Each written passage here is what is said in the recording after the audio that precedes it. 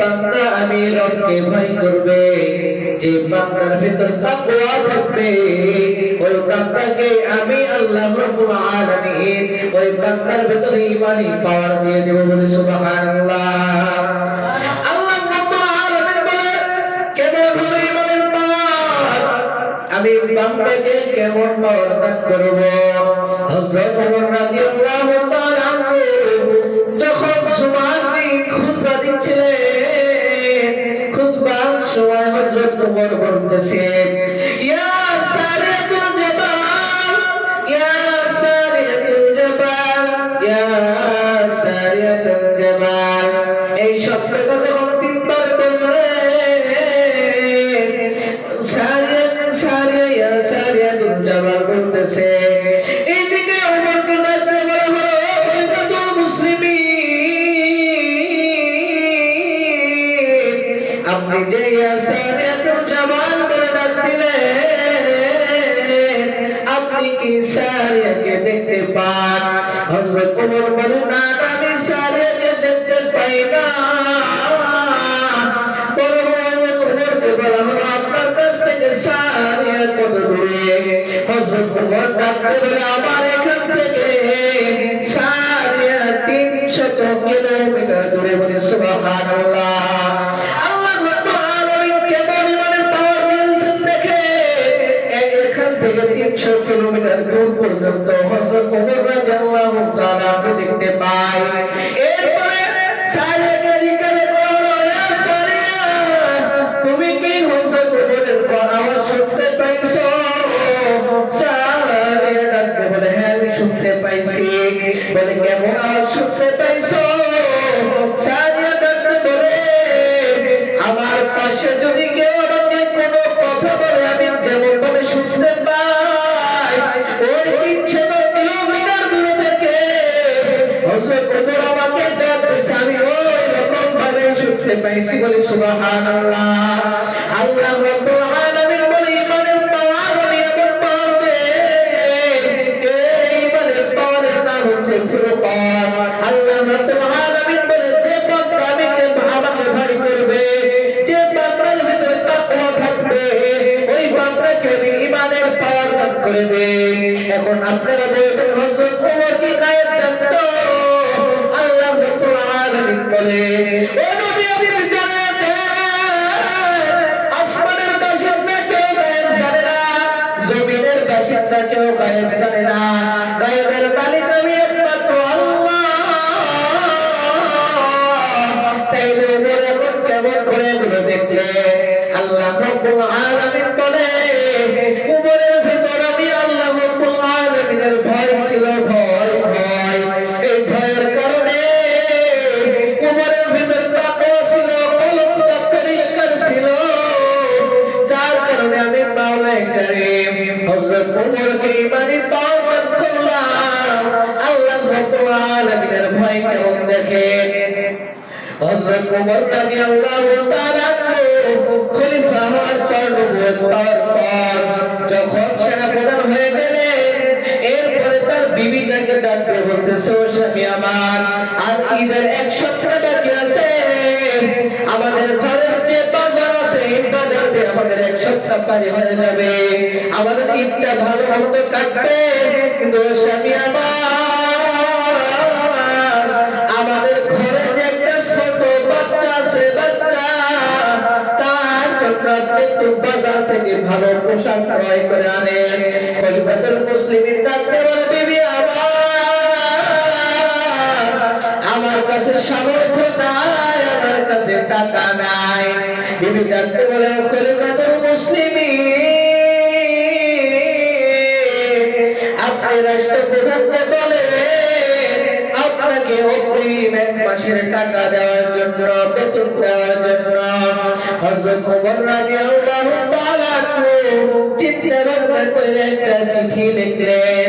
চিঠির মাধ্যমে লিখছে, হযরত আবু উবাইদা ইবনে সাল্লাম রাদিয়াল্লাহু তাআলা কে বলে, ও আবু উবাইদা ইবনে সাল্লাম, আমাকে 1 মাসের মাসের অগ্রিম বেতন আমাকে দিয়ে দাও।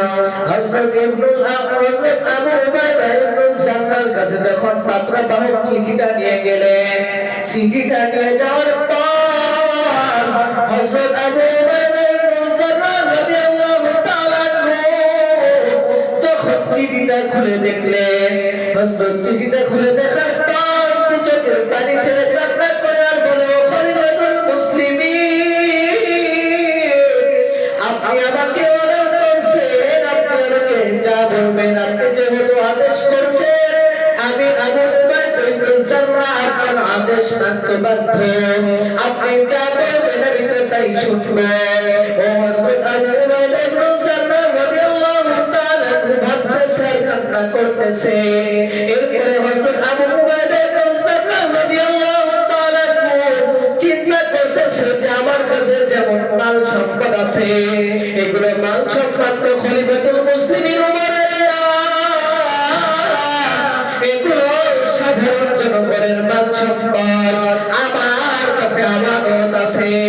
এখান থেকে যদি আমি হযরত ওমরকে এক মাসের অগ্রিম বেতন দিয়ে দেই, তাইলে যদি হযরত ওমর রাদিয়াল্লাহু তাআলা সামনের এক মাস যদি না বাঁচে, যদি কিন্তু বরণ করে চলে যায়, যদি দুনিয়ার বুক থেকে যদি চলে যায়, তাইলে মানুষের আমানতের খেয়ানত হয়ে যাবে, মানুষের আমানত আমি রক্ষা করতে পারবো না। এরপরে হযরত আবু উবাইদা ইবনুল জাররাহ রাদিয়াল্লাহু তাআলা আবার উল্টা পৃষ্ঠায় একটা চিঠি লিখলেন। ওখানে দুইটা প্রশ্ন লিখছে, টাকা দেয় নাই, বেতন দেয় নাই, পাল্টা দুইটা প্রশ্ন করছে যে খলিফাতুল মুসলিমিন, আপনি যদি এই প্রশ্নের উত্তরগুলো সঠিক মতো দিতে পারেন, তাইলে আমি আপনাকে শুধু এক মাসের বেতন না, আমি হযরত আবু উবাইদা ইবনুল জাররাহ আপনাকে গত 2-3 মাসের বেতন দিয়ে দেব। এই কথা বলার পর হযরত ওমরের কাছে পাত্রবাহক আবার চিঠি নিয়ে আসলেন। ওখানে চিঠি খুলে হযরত ওমর দেখতেছে, এক নাম্বার প্রশ্ন করছে, ও খলিফাতুল মুসলিমিন,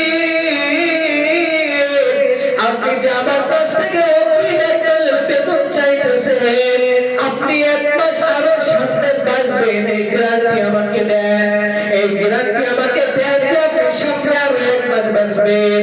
হযরত ওমর রাদিয়াল্লাহু তাআলা প্রশ্ন করে দেখে, এত কঠিন প্রশ্ন করে দেখে হযরত ওমর নিজের চোখের পানি কন্ট্রোল করতে পারতেছে না, তার চোখ বেয়ে পানি পড়তেছে। যে ওমরকে শয়তান দেখলে ওই রাস্তা দিয়ে আর শয়তান প্রবেশ করে না, এত ভয়ঙ্কর ওমর ছিলেন, একজন এত বড় এত বড় শাসক ছিলেন, এত ক্ষমতা ছিলেন, এত দাপট বলাবাদ ছিলেন। এই ওমরকে এত কঠিন প্রশ্ন করা হলো যে খলিফাতুল মুসলিমিন, আপনি যে আমার কাছে এক মাস অগ্রিম বেতন চাইতেছেন, আপনি যে সামনে এক মাস বাঁচবেন, এই গ্যারান্টি আমাকে আগে দেন। হযরত ওমর গ্যারান্টি দিতে পারলো না।